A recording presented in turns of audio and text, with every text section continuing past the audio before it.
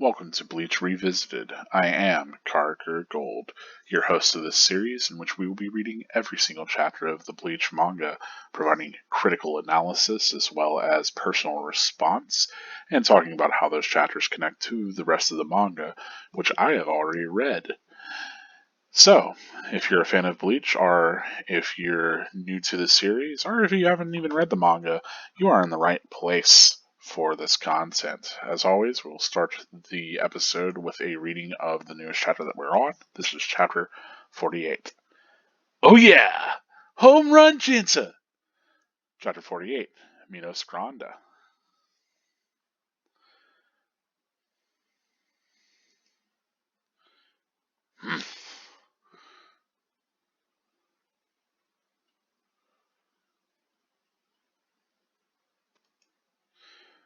Wow, he's strong. The number of hollows is rapidly decreasing. Haddocklogs? What's he doing here? Why do you always show up wherever I go? Didn't I just tell you?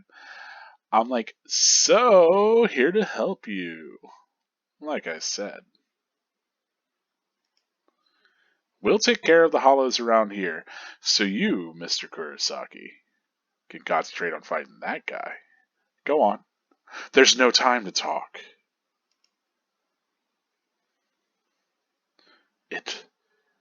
It's coming through.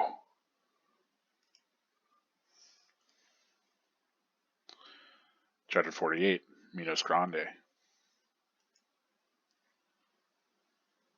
Bleach. Chapter 48, Menos Grandyay.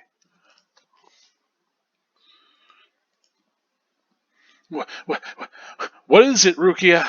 That huge hollow. That's Minos. Minos? A giant hollow formed from hundreds and hundreds of ordinary hollows. But until now, I've only seen illustrations of it in textbooks. That's Menos Grandyay. It's impossible. When that thing appears, the Royal Special Task Force has to deal with it. It's way beyond the abilities of one Soul Reaper. It's huge. What inconceivable dimensions! It's so big it almost seems funny. I can't believe it's really a hollow.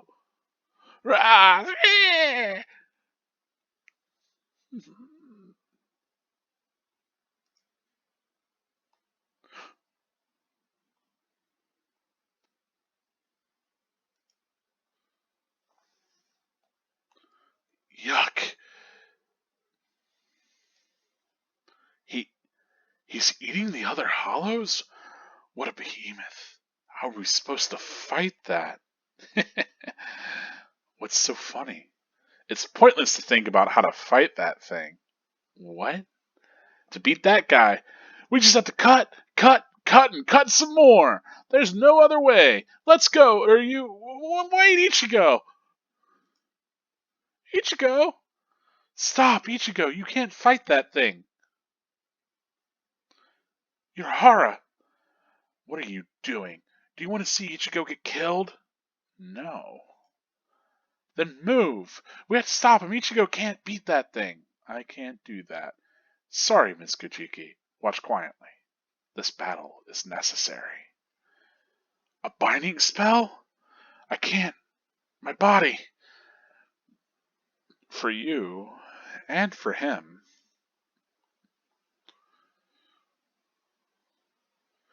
Ah! Ha! What?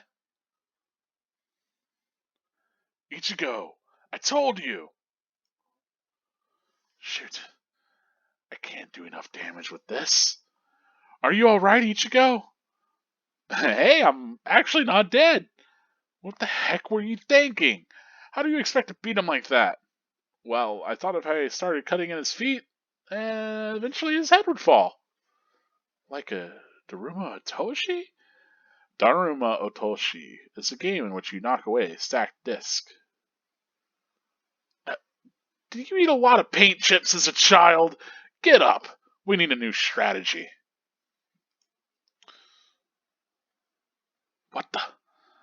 What happened to my bow? A new strategy? I never had one in the first place. This is... Hey, Ururu! It's over! They're all gone! You listen to me, Ururu! That's it for this chapter of the Bleach manga. You know, I gotta say, it read pretty quickly. I didn't expect it to read near as quick as that. Just that's how it goes to show. Anyway, let's talk about chapter 48, Menos Grandyay? Oh boy, I'm gonna stumble all of my Spanish pronunciations forever. I do apologize. But let's talk about all of this in this chapter, chapter 48. So, getting right into our analysis and talking about the art in the narrative. I love that we get, immediately Jinta getting to actually do a little bit of action, since we only saw that from Aru as he clubs against the side of this thing. So Jinta's weapon is this giant metal, like bat almost, but it's really more of a club or a bludgeon. Um, we did get to see him batting earlier. We know that Urahara gave Ruki a batting machine to practice with, so hitting the hollow on the head with a bat connects to a lot of the things that we had earlier. We get Ururu blasting away at hollows and blushing. I don't know if the idea is that that's just because she's cute or that because she loves cutting down hollows. Probably both. With Tessai, like this is such a great moment of getting to see Tessai finally do something, and he just explodes out this hollow's head with a sheer palm strike. This panel is irrefutably cool, and I don't know why Tessai has all these like swords or canes on his back if he's just gonna do this, but what a cool moment from him, right? I just like the force of this, especially seeing the palm into the drag across, just the action of like the hollow being thrown back, the arch of its back. Um, oof, very good. And of course, even Ryu's like, wow. But I like that we get to see our characters that were, very coolly handling all this action, getting completely, surprised and to a degree outclassed. But that really tells you exactly how much Urahara really had this situation under control, right? This is a great panel of him sort of in complete control of the situation with all of his lackeys just decimating these hollows. That's the thing is like Ishida's like, oh, let me show you how effective the Quincy would be at quick response to hollows. It's like, no, just get a Urahara set up in every town, like clearly he's got his own fighting force, mysterious as they may be, but they aren't Soul Reapers, right? Like these kids aren't wielding Zanpakuto, they aren't using magic, so we're not seeing any Keto here. This is like weaponry, right? So clearly, something's kind of different going on here. Whether or not they're actually humans or something else is still up to debate. But yeah, we get of course Urahara pointing to the sky as he sets up the true antagonist, which we got. Excuse me, in the chapter cover. Oh boy, sneeze cut again. I don't mean to sneeze on these folks. I apologize for that, but it will happen time to time. These are unedited, unscripted episodes. You get what you get. I do love like a lot of these shots. I think the art's fantastic here, especially as we sweep up. Those cloud swept skies are so emblematic of Bleach, and we see them so often. So to see this creature kind of tear itself through this almost gaping wound in the sky is, phallic, but also it speaks towards kind of the norm that we've had being disrupted, which is pretty cool. I love like this kind of smokiness coming out of its clenched jaw. Very very neat. And then of course we get the 2-page spread for the chapter cover with it, being so large it can't even be contained to a single page as it tears itself into the manga, the Menos Grande. It's the Grande. I don't know why I keep going Grande. Ariana Grande. It's Grande, right? Ugh, not gonna ever. Anyway, and so for those of you that are questioning that, if you're not familiar, Minos minus, right? I believe the idea being that like it's opposed to the pluses or the holes, the kind of the idea of the human spirits being opposed to these hollows, right? That are missing their humanity. It's meant to evoke that. And then grande is because it's big. It is grand. It is large. So I mean, this is basically just like literally the large nothing. But Minas Grande is pretty cool. Also, this is the beginning that we're starting to get a lot of this kind of Spanish theming with hollows. You'll see that pretty consistently. As much as like Soul Reapers have a lot of this kind of obviously traditional Japanese sort of theming with them and their kind of portrayal and their powers and things like that, right? We get this very Spanish sort of even South American cosmology with some of the hollow stuff. So that's pretty cool. We'll get some Spanish in here as Kubo flexes some things that sound cool in languages other than English, because that's what you're used to hearing, right? You're always in manga. You typically get, there's this fascination with using English in manga and anime because it sounds cool. It's just familiar enough, but it's cooler sounding or catchier in ways. In the way that I bet, if I call this katana a katana rather than a sword, well, you could say, oh, that's a type of sword, right? Even though katana is just the word for sword. But if I were to call it like, oh, here's a zanpakuto, you might, if you were a huge anime nerd, you might be like, oh, that's cool. But if I call it the soul cutter, which is the literal translation, right? It's like, well, okay, zanpakuto sounds cooler. At least there are certainly people that believe that and would hold that to be true. And that's the same way within, Japanese culture, that there's this kind of like, oh, well, that foreign word sounds cooler. And so it's interesting that Bleach does that, but with different languages than English. It's something that I always considered to be kind of interesting. But yes, the Minos.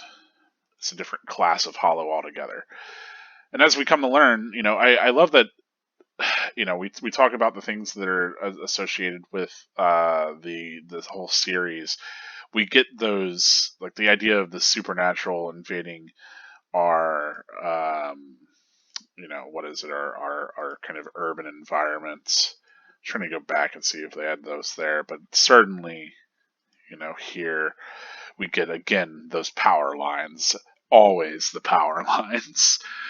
Because it's night, we do not get the crescent moon, which is typically associated with these kind of hollow attacks, right, or the hollows. But we do see, or at least supernatural things going on, but we do have the kind of the other sort of recurring symbol that we usually get. I think it also is a nice symbol to use like a visual motif, because Kubo really does like drawing these characters kind of shot this way from a downward angle, and so you can have these other looming structures that really sell the idea of it being an urban kind of infrastructure without it having to be all skyscrapers and other large buildings. It's very cool, emblematic of Bleach in a lot of ways. I like that Ichigo is amused by this. It's kind of interesting. But yeah, all these other hollows, they throw themselves at it, which is wild. You can see its hollow hole here in the middle, but that is this amalgamation of hundreds of hollows. And so that's kind of interesting, right? We've gotten that hollows, they devour other souls to gain their power, right? That they eat human souls, and then we got that they eat Shinigami souls, and those are more powerful. And so this is a hollow that's devoured all these hollows. It's an amalgamation of, thousands of hollows, and it devours these hollows as well.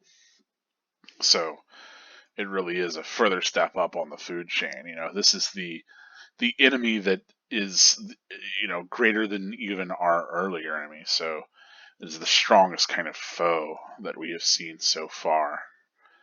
I love how kind of viscerally it's biting into these.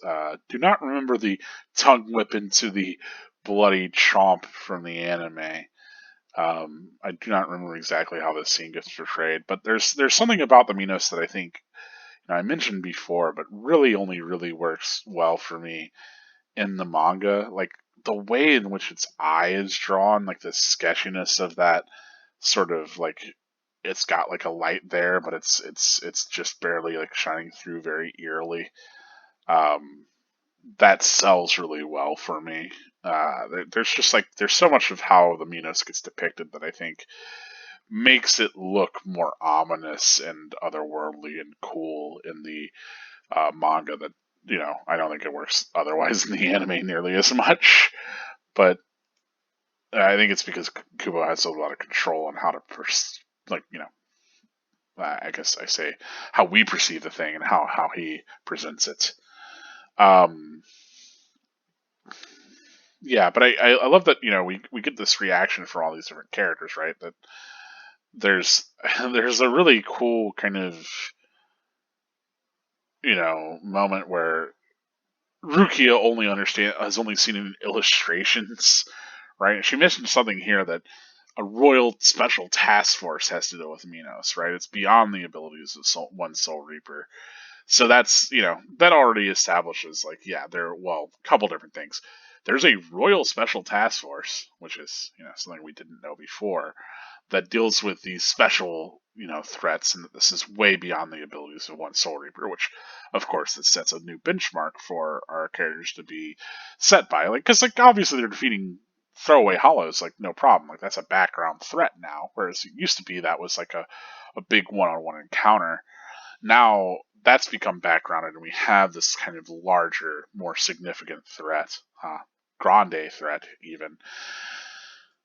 But it gives us a sense of these characters' growth and something to kind of test them against, physically at the very least. I will say that that's the problem with Menos Grandyay maybe at the end of the day is that it is just this big looming physical threat more than it is like a personal one or anything. I mean, it doesn't speak, obviously, but it is just kind of this large force of nature for the characters to deal with, which is cool in a way. But I love that we get this, different kind of reactions where Rukia despairs. She's like, it's impossible. We'd have to rely on somebody else, right?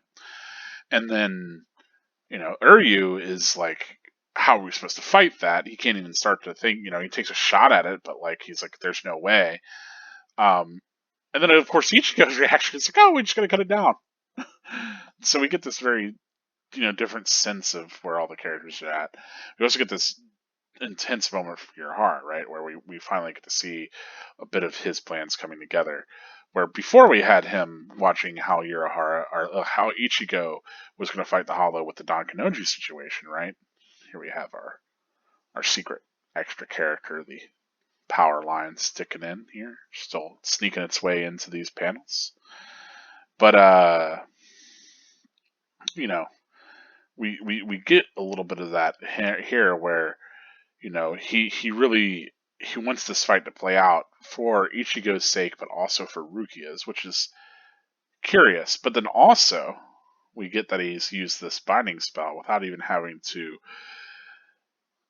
do the chant or anything. So we get the sense that the fact that he's able to bind Rukia, and the fact that he's able to do it so, on the slip, either one means that this keto is capable of being used by anybody, are two, that Urahara is in fact a Shinigami all along. It's unclear exactly, we don't have clear-cut rules on who can use binding spells, but it certainly implies, that he has some even more connection to the Shinigami before, because we knew that he smuggled goods out of Soul Society, but we didn't know exactly how powerful he was. Obviously, we could assume a lot of things with the way that he reacted to things, and he has all these characters, and he can sense these hollows, and he knows all this stuff even more than Rukia does. But here we really get him as this sort of, like, not just a schemer, but like really like this puppet master, right? That he's kind of organized things such that this specific fight can happen, and that in a lot of ways he's really cultivating Ichigo, and for what purpose, right? As he spoke to Orihime and Chad, the idea is that he can give them the keys to open this door, but it's their choice that they go through it, right? So he's probably leading Ichigo to the same sort of decision. The idea of like, okay, well, you have this power, what are you going to do with it? And we don't really know to what ends that is. But we have pretty hard confirmation here that, yes, he is in fact quite powerful, at least with binding magic. Probably hints at him being a Soul Reaper, though we haven't seen him use a sword or anything, or, in the traditional garb of one, although he does wear robes pretty much all the time. So, that is one thing. I do think it is funny that he has these big elf shoes. Like, whenever Ichigo kind of starts laughing at its design, like being like, "Oh, that thing," it's so absurd that Ichigo can't help but feel it's ridiculous because it's like this massive sort of entity that defies reality. But whenever it steps out and it's got these big pointy elf shoes, that shit kills me. I don't know. That's where I start to side more with Ichigo on this than otherwise, but it is kind of holy yelling. I love that he comes to cut it in the ankle and it just kicks the shit out of him. Yeah. I also really like that she takes a shot, doesn't really do anything. I like that it's like you dare to just kind of look down at him, doesn't even flinch. I like Ichigo being like, "Oh, actually, I'm actually not dead." Being surprised. This moment is one that I think works pretty well in the anime too. I don't know how much it sells here with the visuals that he has of like, okay, you cut, falls down.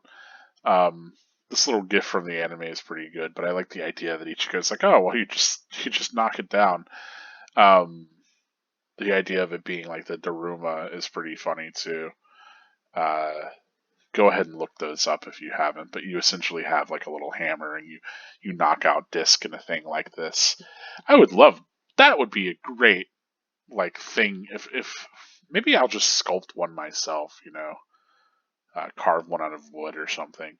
But the idea of like a Daruma stylized like a Menos Grandyay, that's something I'll have to look up after this episode to see if it exists, because that would be, quite honestly, a great piece of Bleach merchandise to own.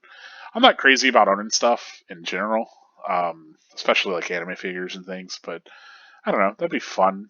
Be a cute thing to own that has a little callback. But I do I do like that this is Ichigo's strategy. That Ichigo's maybe not our like he's quick to act, right, and he's a capable fighter, but he's no brilliant strategist, which I think is pretty important. But the other thing here is, of course, we do get that Uryu touches Ichigo's Zanpakuto, and then his bow gets massive, right? And we can link this actually to a bit of information that we had before. I'm sure this gets explained next chapter, because he's just like, oh, this is, and then it cuts off, right? But I think we already have all the information that we need for this, right? So the Zanpakuto is, this is like the way that they manifest. The Soul Reaper manifests their energy. They pump their Reiatsu into their Soul Cutter, right? And whenever they have more conviction, we know that it can cut more effectively, as we saw in previous chapters. So literally, it's the tool in which they concentrate their spiritual power, their Reiatsu. And then, for Quincy, their bow works the same way, but it's not a physical object in the same way that Zanpakuto is, right? Um, it is this kind of summoned thing that you're actively kind of forming, I think. So, kind of interestingly, if we think about that, looking back to what Urahara said before, where Ichigo, and to a further extent Chad and Orihime, but especially Ichigo, has this enormous spiritual power, this Reiatsu, that's flowing out of him constantly because he doesn't control it, right? If we're connecting back to what Kisuke says, he doesn't learn to control it yet. So it's really obvious for other people who can sense that sort of thing. Like they can go like, oh yeah, it's very clear that you're a spiritually powerful entity. For hollows who have like a sixth sense of that sort of thing, they can tell like from far away, oh, that's the most powerful spirit. I should go eat that, right? Um, and so for Ichigo, who's just kind of constantly pumping this out, it makes sense that it's coming out from his sword, which is where it would normally be drawn to. And so whenever Ishida grasps it, that's, it kind of channels and funnels through him and powers up his bow. And so that's kind of cool, right? Like the again, it shows a lot of focus on the mechanics of this stuff. So that's one thing that people will talk about all the time is power systems, and especially in shonen battle manga, especially. But you always hear about like, oh, what series has what power systems are cool or interesting or effective, and I never hear it said enough. People don't really tend to praise Bleach's power system often. In fact, I hear it get criticism more than I've ever heard it get praise. But I think it's because Bleach's power system isn't made explicit to its viewer. There's a lot of like physicality, like the whole everything that I just talked about, like the entire process that I just walked through, is something that the average person might not pick up on if they're just reading this casually, much less speed reading through it or whatever. So like there's a lot of stuff like that, but I think Bleach's power system is really cool and does have really definitive rules and interesting kind of mechanics to it. And there's just like a lot there that I love, but is pretty understated, even though I think it's awesome. And I think it's a cooler power system than what a lot of series do. And there's a couple of things. Obviously, we don't have a full picture of everything yet. And me talking about the power system right now is perhaps a little premature to, what we come to learn, especially in the further arcs to follow as more and more characters get introduced, and Ichigo, of course, grows in more power, as your protagonist is wont to do. But it's something that I always hear about series. You'll often, if I think about especially the big three, right? Um, I don't know that One Piece has a particularly compelling power system. I don't know that Hachi is that hockey, whatever it is. It's been a while since I've read One Piece, folks. I don't know. That didn't really ever draw me in. The characters just sort of worked on their own, and that was fine. Um, Naruto tries to have a whole power system with chakra, and kind of establishing the idea of the different jutsu that you can use and elemental chakras and all of that. And I think it works in base Naruto just fine. But the second that you get a Shippuden, it quickly becomes wizard battles, and it's no longer kind of neat ninja stuff. And honestly, in a good bit of later Naruto, like bloodline techniques really start to take the stage too, especially in Shippuden. Like all these people, it breaks its own rules, and then it's like, okay, here's this system for which all these characters have these powers. Okay, and then also we're just going to give all these other characters unique special powers that are completely outside of the system anyway, and let them, do all this cheaty stuff. And that's going to be almost every antagonist and almost every character that it's significant. Haha. It's like, okay, well, like, what's the fucking point of creating a system if you're just going to give everybody unique bespoke powers anyway? Like, yeah, it makes those characters feel cool and special within the system, but I don't know. It strikes me as lame. Like, if you want to make the most of a system, you want your characters to kind of master that system, or learn to use that system in interesting ways, not just have a cheaty wraparound for it. And I don't know. A lot of Naruto ends up in that boat. Like I said, I like a lot of the early stuff. There's some really cool stuff, especially in that first arc with Haku and Zabza, that I think is really kind of smartly done. Um, and in general, throughout the entire like original run of Naruto before it gets to Shippuden, I think its power system is at least used effectively, and kind of the exceptions to that system, like the Byakugan and the Sharingan, like are neat and like fit into the system in ways that at least feel, you know, interesting. But there certainly are a lot of shortcomings later on, and you start to see where the author really doesn't care to play with their own system later. And I have the same sort of problem with Hunter x Hunter, actually. That's one that a lot of people praise the power system in, and I feel like Naruto certainly was aware of. Naruto in a lot of ways reads like someone read Hunter x Hunter and wanted to write Hunter x Hunter fan fiction, but make them all ninjas. But that's beside the point. Um, I got to take my Hunter exam, I mean Ninja exam.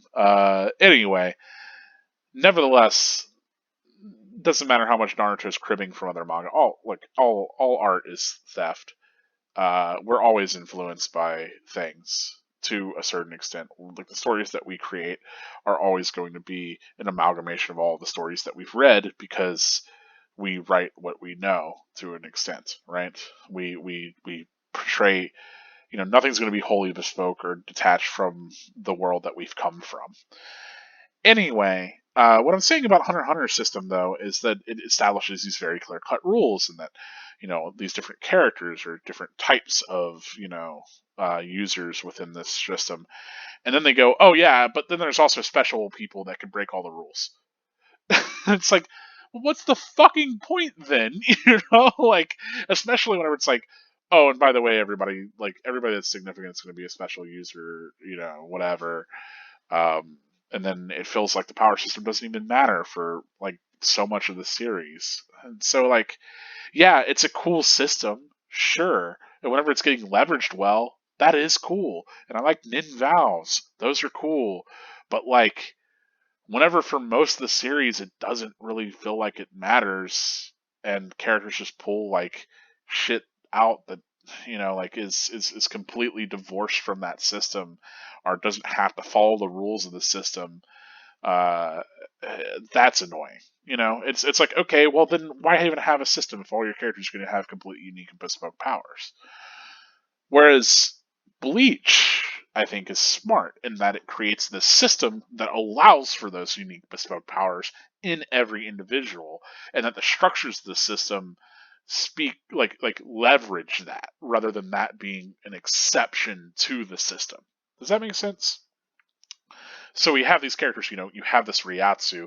It manifests in a unique way for people, but like obviously Chad and Orihime and Rukia and Ichigo are all pretty significantly different in the way that they use their powers, especially Chad and Orihime and Ichigo.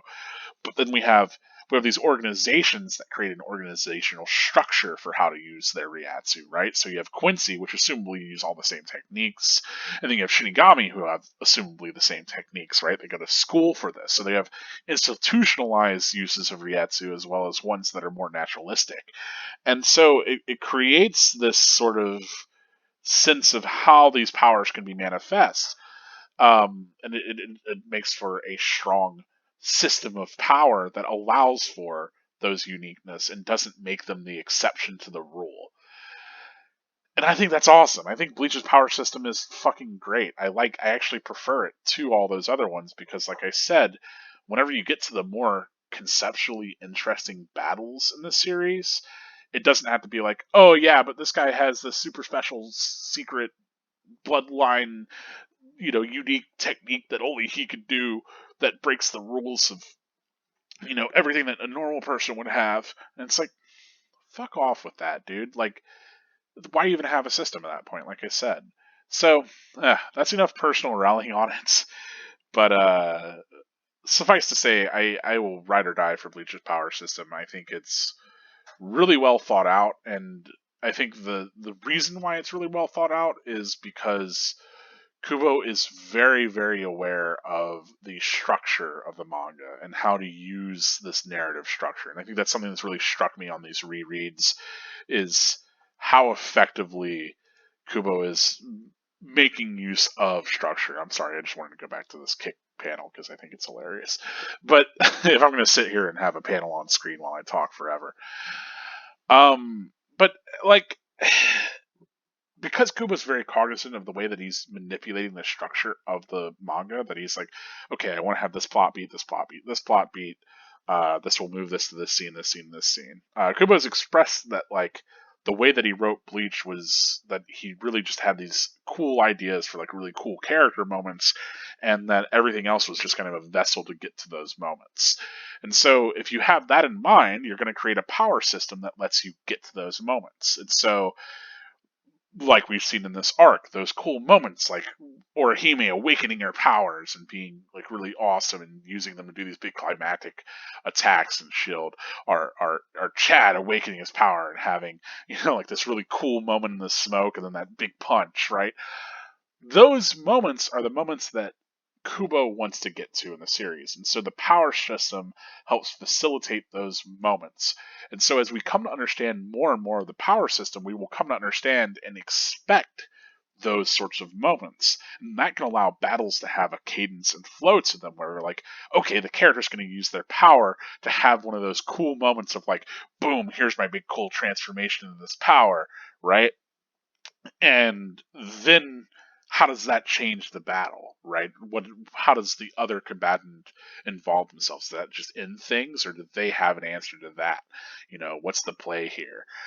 And so, yeah, I love that. I think it's got a real eye for pacing and creating a system that fits the sort of story that you want to tell is another reason why I prefer this power system in Bleach, because in those other series like Naruto and Hunter x Hunter, I think the power systems are really cool, and it would be really awesome to play like a tabletop game or like a video game that really leans into you having to play those power systems. And it's neat to think of like creating a character that has to abide by those rules and work within that system, right? That's cool. That's, I think, what's good about those systems. The problem is that the narrative abandons the system whenever it's convenient for the narrative to do whatever else it wants to do. The problem with those systems is they aren't written wholly with the entire narrative in mind. Whereas Bleach's power system feels like it is entirely extant because Kubo has this structural plan. He might not have a narrative plan, but he has a structural plan for how he wants to lay the series out and handle these fights and handle these cool moments. And so the power system exists solely to supplement that and to create expectations within the reader, and it works perfectly for that. And we'll see more of that as we go on. But anyway, get off of my my pulpit here, off of the hill that I will die on, defending Bleach in 2022, and express that yeah, it's great stuff. Love Bleach. Glad we're here for it. But yeah, that's about it that I have for talking about this chapter. Obviously, pretty cool chapter. I really like a lot of the art. I love the way that the Minos is depicted. We get some insane moments from Kisuke. I love him doing snapping into this binding technique, this focus on his hand as he passes Rukia and uses this technique, the binding spell, same one that assumably she used on Ichigo. So we get so much kind of neat stuff. I love these hollows and like chants and like worship almost of the Minos.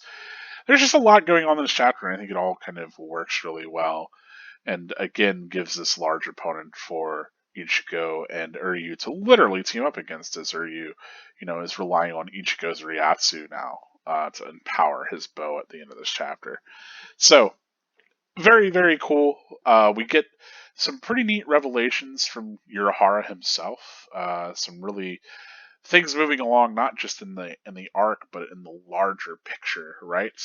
Why will this battle be significant for Ichigo and Rukia, right? There's a lot of questions that are raised here, but also as we find out more about Urahara, we're really invited to think about kind of the complexity of that character and what's really going on there. And so it's cool. It's making a lot of use of just a few characters, which I think is something that early Bleach does pretty well.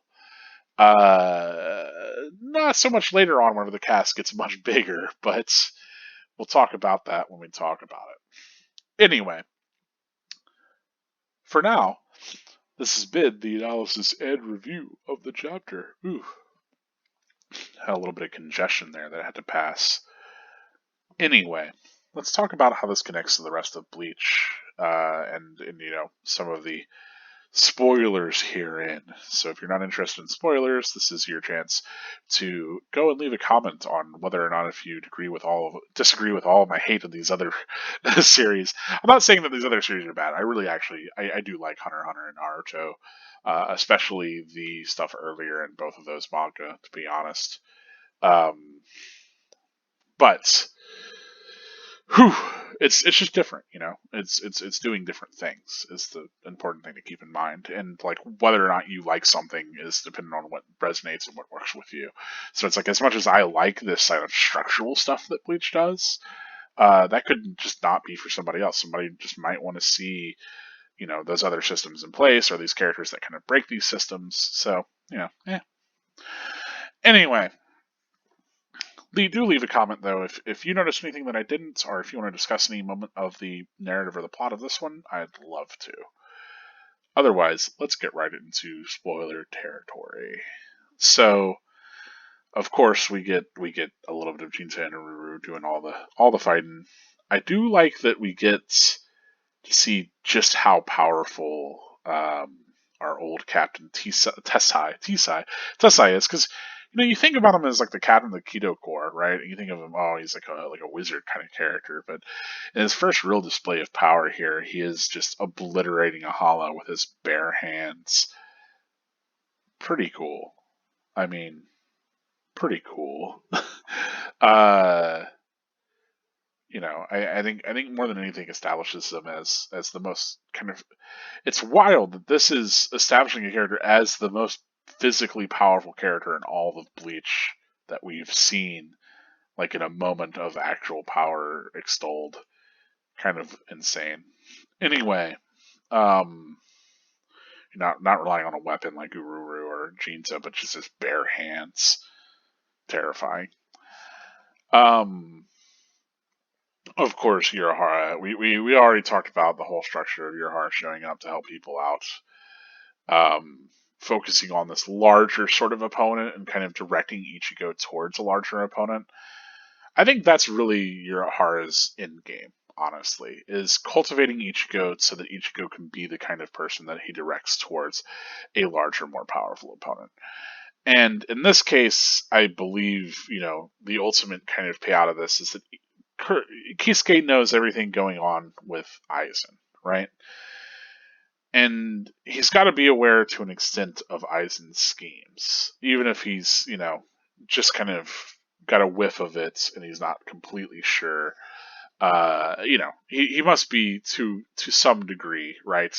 He at least confronted him, because if you think about it, like their last exchange was before Kisuke was expelled from Soul Society, as he knew that Aizen was traitor, and Kisuke had to flee to the human world, right? Or was banished, so to say. So, he knows that Aizen's up to no good, and I think he also knows that Aizen is interested in holification and in the Hogekyo. So he must be kind of trying to build Ichigo up to be this entity that can face Aizen. At this point, also, Urahara absolutely is aware of Ichigo being a hybrid, right? That he has all these different powers. And at this point, he's only using Rukia's Shinigami Ryatsu, but Ichigo still is a Quincy, Fullbringer. I guess he's not really a hollow, but he hasn't undergone hollowification yet, which Urahara sure will take care of in a little bit. Um, but he at least has the powers of a Fullbringer, even if he hasn't trained in them. A Quincy and a Shinigami. So I think Urahara is aware that Ichigo doesn't need the Higekyo in order to be capable of transcending Aizen, right? So he wants to put Ichigo up into more life and death situations. Just like Ichigo's father, just like Ishin was constantly attacking Ichigo to kind of help put him, like train him really, but also to build his Reiatsu in a lot of ways. At least that's my headcanon, right? But for Urahara, it absolutely makes sense that he knows that Ichigo is not going to actually grow from just fighting these small fry. That he has to challenge these harder and harder opponents if he's going to further develop his powers. Now, I don't think Urahara saw the whole conflict with Byakuya coming, but it did work out for him to set up everything with a shattered shaft. So it's all fine. Had that not happened the way that it did, he probably still would have saved Ichigo and trained him, but the nature of Ichigo kind of getting hollow powers might have changed. Anyway, point being that Urahara is definitely trying to cultivate Ichigo and also trying to change Ichigo's perspective from fighting like a bunch of kind of enemies into challenging the big threat.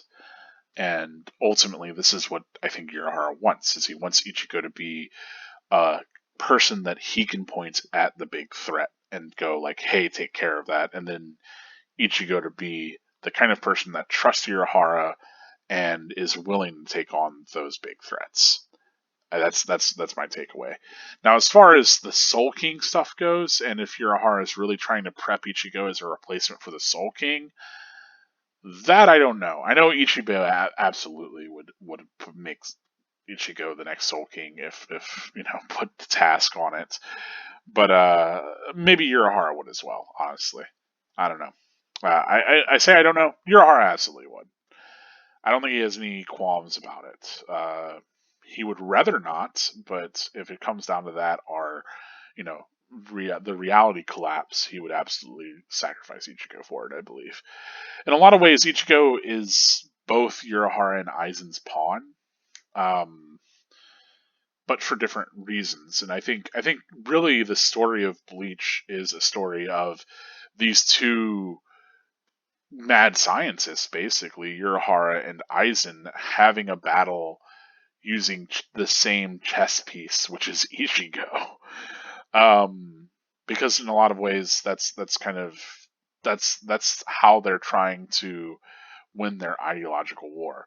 Where Urahara succeeds that Aizen fails is that Aizen at one point decides that he's going to be the one to kind of be the all-powerful being instead of Ichigo.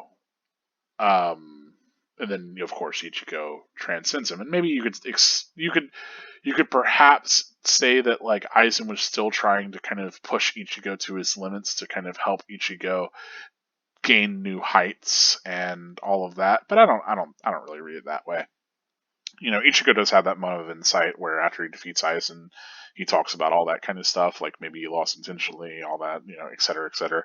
I think at the very least, Aizen was trying to instill Ichigo with a sense that, this hierarchy is wrong, right? Because that's like Ichigo as the individual versus society. That's constantly the sort of antagonist take, right? Is at least with Aizen, is like, this structure is wrong. And even with Yuha Bak, they're like, this structure is wrong. I'm going to change it to my own whims. Ichigo's like, no, you're wrong, whatever. You're an asshole. I'm going to beat you. I'm going to protect all these people. But I think it would be easy for Ichigo to become an antagonist in the same ways that those characters are antagonists, and that they are sort of trying to change the structure that be in a certain way.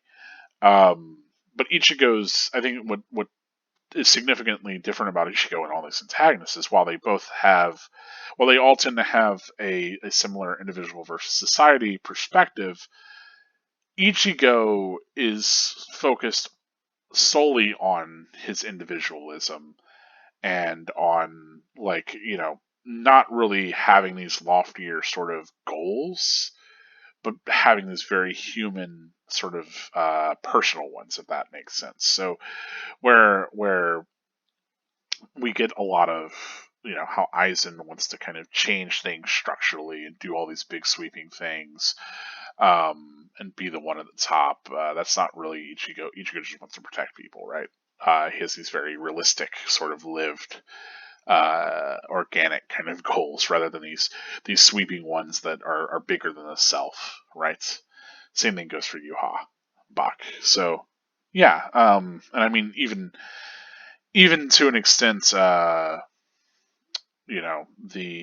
especially the idea of sacrificing others, because that's the other big difference, right? Is that also Byakuya is another major antagonist, and all the kind of connective tissue between those three big antagonists for Ichigo, between Byakuya, Ulquiorra, I say big three, so four, I guess. Ulquiorra, Byakuya, um, Aizen, and Yuha Bach, is that they are all people that want to uphold some sort of idealized societal thing and are willing to sacrifice others for it. So Byakuya needs to uphold the laws of Soul Society, even if it costs his sister's life. Ulquiorra is willing to follow Aizen and see Aizen's plans for everything succeed, even at the sacrifices of his own identity and anything else, right? Aizen is willing to stand at the top and change everything, even if it means he has to completely betray people who love him, like Momo. Yuha Bach is going to change all of reality because he believes in this big, universal sort of change, even if he has to sacrifice literally the people in his own army. Ichigo is not about sacrificing people. Ichigo is not about these big, lofty ideals. He's about very personalized, individualistic ideals, and that was what runs him counter to these, rigid societies. So ultimately, that's a big aside to essentially come back to where Urahara wins this battle, is that Urahara realizes that Ichigo has these kind of personal ideas, and that if Urahara can get Ichigo to be on his side as far as pointing at, hey, that's the guy you need to concentrate on fighting, Ichigo will play right into Urahara's hand every fucking time. Whereas Aizen, he doesn't do it as much with Ichigo. I wish there was more moments with Ichigo and Aizen interacting. But Aizen really, really does, at the very least, try to kind of express this idea of, like, society has failed you, that the structures are wrong, that something has to be done, and if anybody understands that, maybe Ichigo does. Who knows? So it's interesting to think about. Like I said, the way that I tend to read Bleach is exactly that. That it's a battle between ideologically, it's a battle between Urahara and Aizen on what path Ichigo is going to take. And ultimately, that comes to a head whenever Ichigo goes to fight Yuha Bach, right? Because it's like, okay, well, you're going to defeat, the idea is, like, obviously you got to defeat Yuha Bach. No matter what, that's going to happen, period. But it's like, well, then you are positioned to essentially change things as the Soul King in that position. You could just take that mantle yourself. Alternatively, you could leave that to Soul Society and just consider that, like, the change that you have effected is enough, that you don't have to rule, and that you don't have to make those structural changes, that your own individual sort of, you've just fought that guy that is going to change things for the worse. That's the full extent of what you need to do, right? And to maintain that status quo rather than shaking things up. That's the difference, right? Urahara is certainly of the mind that you can be deviant within a societal structure and affect progress kind of more naturally, right? Whereas Aizen thinks that if you're within a societal structure, your deviancy should be used to, like, you shouldn't, not necessarily that you shouldn't be deviant, but that you should impose your own will upon it, right? That you should rule it rather than be a participant, if that makes sense. And so both of them are kind of trying to impress upon Ichigo this difference in how he should react to these structures and how he should essentially play into both of their ideological hands. Oh boy, talking about a lot about Bleach. But this all connects to this very moment where, again, Urahara is really indoctrinating Ichigo to his ideologies and to his side, and really making Ichigo his own pawn. And that's the whole point. That's this entire moment. That's this entire, like, this is going to be a significant fight for you and Ichigo. It's like, well, yeah, of course it's going to be significant for Rukia because he knows that Rukia has the Ogekyo, and he knows that Aizen's going to come for that, and he knows that Ichigo is going to have to be the one to confront Aizen eventually. Like, Urahara already has a sense of all of these things. I'm almost positive. Um, the other thing that comes up here is that she says, like, oh, whenever Amina shows up, Royal Special Task Force has to deal with it. This is a line that gets kind of taken out of context in, I think, a lot of ways. So obviously a Minos class enemy is pretty significant. It's easy to lose track of things with Bleach, right? Like, I think that's one big thing, is that it's easy to kind of be like, oh well, you know, obviously the captains and vice captains would have no problem dealing with the the Minos. Like, why is that such a big threat? And it's like, you have to understand that is what, there's the Gotai 13. There's maybe 30 people in all of the Soul Reapers that can handle that sort of threat, and those are people that are typically not sent to the human realm, right? Now, whenever she does say the Royal Special Task Force, right? I think the idea is, like, yeah, a captain could handle that, right? Whenever she says one Soul Reaper, I think she's talking about one Soul Reaper that's, like, not even a seated officer, like somebody that's just a member of the the whatchamacallit. Uh Jesus, not coming to me. Not even a member of, like, the actual upper echelon of the Gotei 13. Now, obviously, we come to realize that this is the Royal Guard, or the Zero Squad, right? Um, and so the idea was, like, well, would they send, like, someone like Oetsu, like, who's, because Korinji being said. But I think that the difference is that it's, the Royal Special Task Force has to deal with it. Doesn't mean, like, they specifically, one of those Royal Guard members has to show up and fight it. I think that it falls under their jurisdiction. Just like, the different, like, squads of the Gotai have different jurisdiction, right? So it's essentially the Royal, whenever it comes to, like, a serious threat like this, the Royal Guard has say on how to handle that threat. They probably will send some of their actual, like, like, more powerful members, or they will decide what captains or lieutenants go to handle that threat. But otherwise, I think the idea is that essentially, whenever we're reading this here, obviously it's pretty early. We're not going to see the Royal Guard of the Zero Division for a very long time. But the idea is that Kubo clearly has the idea of their one being a Royal Guard. So there is a Soul King. So we can at least establish that that is already figured out here, that there is a head of Soul Society, a Soul King. There's this idea of royalty. There's this idea of noble, families. Maybe not the whole noble families, but we get that pretty quickly in Bleach anyway with the Kochiki family, so it's fine. But the idea of there being royalty, one, that's the takeaway, right? Two, the idea of there being a Royal Special Task Force or a Royal Guard. Significant, right?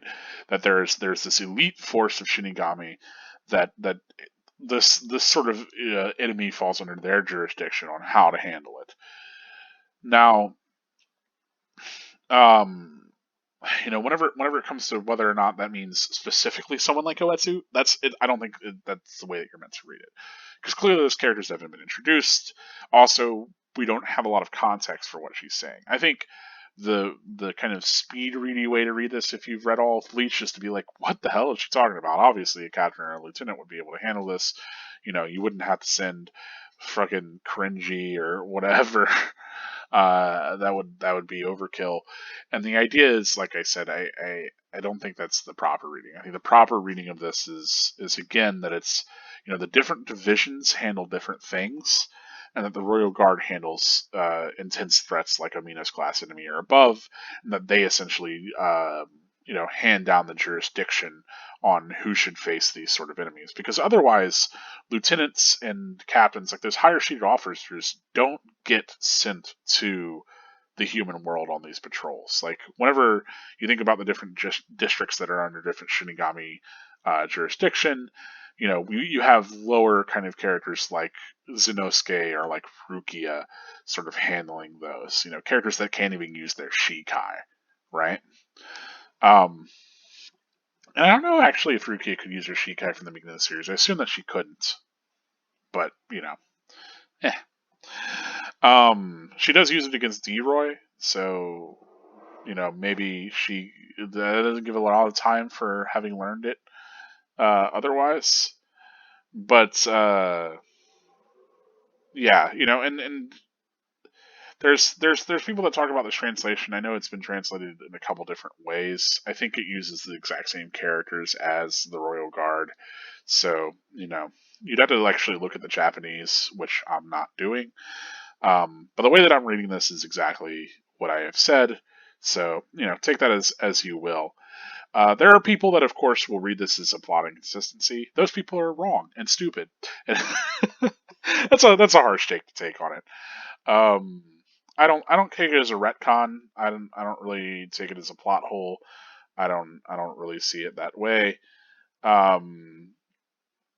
Yeah, it's not. I think there's a perfectly canonically consistent way to read this, and it makes plenty of sense to me. I think it's early world building, and I think the world building things that you're meant to take from this is that Soul Society has a royal sort of hierarchy and a special task force that deals with these bigger threats. That's ultimately what you're supposed to take away from this whenever you're reading it, and that stays consistent throughout all of Bleach. So I'm fine with it. Obviously, yes, Aminos is way beyond the abilities of one Soul Reaper, especially whenever you're talking about Soul Reapers like Rukia is at the beginning of the series, or like Ichigo is even. Anyway, that's a lot to say about that. But I think those are actually really the only other big connections to draw here. Oh, there is a few other kind of smaller ones. I don't know how much Ichigo charging in against this larger threat that he can't quite handle is maybe something that comes up, but Urahara being able to use the binding Kido without having to actually say it at all against Rukia speaks towards again his power. As we know, I don't know that you actually have to say the Kido to use them. I think you can, because the idea is that you can do them without a chant, and they're weaker, right? But if you do the full chant, they are stronger because you're incanting them and you're literally calling their name and everything. So he's using like a weaker version of the Kido because he knows Rukia can't handle it anyway. That's the whole thing. But I think there's also like the idea too that extends to Shikai Bankai, right? Where you don't have to call like the command or whatever, or you don't have to completely do the release command if you are so strong, I think is the thing. I don't know if I'm misremembering that or if that's just only a Kido sort of rule. Anyway, but the idea of not having to actually say it speaks towards that, and obviously, we see here Urahara uses his first actual, factual, very explicitly Shinigami power here.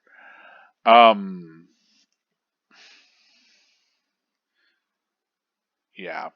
Boo, boo, boo, boo, boo. I don't know that there really is any other. Do you eat a lot of paint chips as a child? Is a great line. I don't know that there really is any other kind of things to draw connection wise. I do think it's great that Ichigo's Ryatsu is able to power up Ishida's bow because he's a Quincy. That's good stuff, and he's not aware of it, right? The idea of Ichigo giving out this energy that really empowers a Quincy and him not being aware of it is, it's 100% Ichigo. But that's it that I have for this one. That's all that I have for connections. Obviously, the biggest one is talking about, Urahara's role in all of this, as well as the Royal Guard stuff. But that's it for now. If you see any connections that I didn't, if there's anything here that you want to talk about that I didn't really point out, that I haven't pointed out in earlier episodes, like obviously there's stuff like, oh hey, check out his son Pakto as Ruki is. It's got the same hilt guard because he's borrowing your powers. Like, yeah, we already covered that, bro. It is what it is. But if you see any specific connections unique to this chapter, please let me know in the comments. If you want to talk about any of the connections I drew, I'd love to discuss them as well. Anyway, this has been Bleach Revisited. As always, I am Garker Gold, reminding you that spirits are forever with you. Stay gold.